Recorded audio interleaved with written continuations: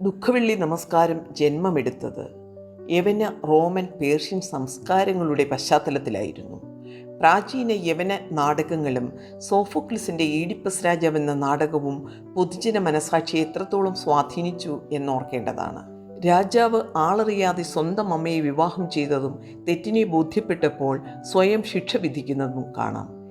അതിങ്ങനെയാണ്. സ്വന്തം കണ്ണുകൾ സ്വയം ചൂഴ്ന്നെടുക്കുകയും കൊട്ടാരം ഉപേക്ഷിച്ചു പോവുകയും ചെയ്യുന്നു. ഇത് ജനമനസ്സുകളെ രൂപാന്തരപ്പെടുത്തുകയും അത്യുന്നത സ്ഥാനത്തിരുന്ന രാജാവും ന്യായാധിപനുമായിരുന്നയാൾ അതിനീച അവസ്ഥയിലേക്ക് നിപതിക്കുകയും ചെയ്യുന്നത് കാണാം.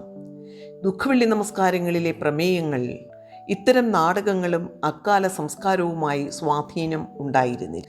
സ്വർഗവും ഭൂമിയും പാതാളവും, കടൽ, സൂര്യൻ, ചന്ദ്രൻ, മരം തുടങ്ങിയ അചേതന വസ്തുക്കളും ഈ നമസ്കാര നിർമ്മിതിയിൽ പങ്കാളികളാകുന്നു എന്നത് അത്യന്തം വിചിത്രമാണ്. ഇതിൽ നടക്കുന്ന സംഭവങ്ങൾ ചരിത്രം മാത്രമല്ല, കാലാതീതവുമാണ്.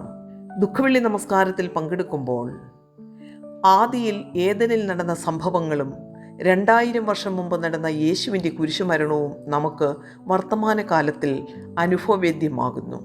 അതിൻ്റെ ഫലമായി യേശുവിൻ്റെ കഷ്ടപ്പാടുകളും കുരിശുമരണവും നേരിട്ട് അനുഭവിച്ച് നമ്മുടേതാക്കുവാൻ നമുക്ക് കഴിയുന്നു.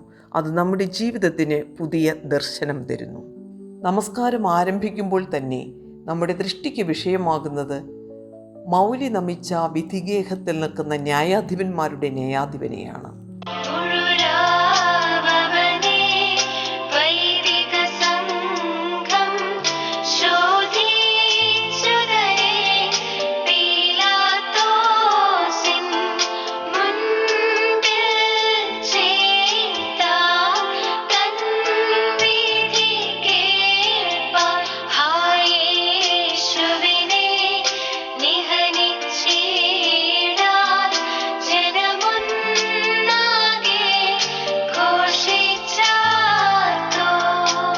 പീലാത്തോസിൻ്റെ ഭാര്യയുടെ ഗൂഢമായ ഇടപെടലിലൂടെ പീലാത്തോസ് ഈ രക്തത്തിൽ തനിക്ക് പങ്കില്ല എന്ന് പറഞ്ഞ് കൈ കഴുകുന്നതും അതിമനോഹരമായി ദുഃഖവെള്ളിയാഴ്ച നമസ്കാരത്തിൽ കാണുന്നു.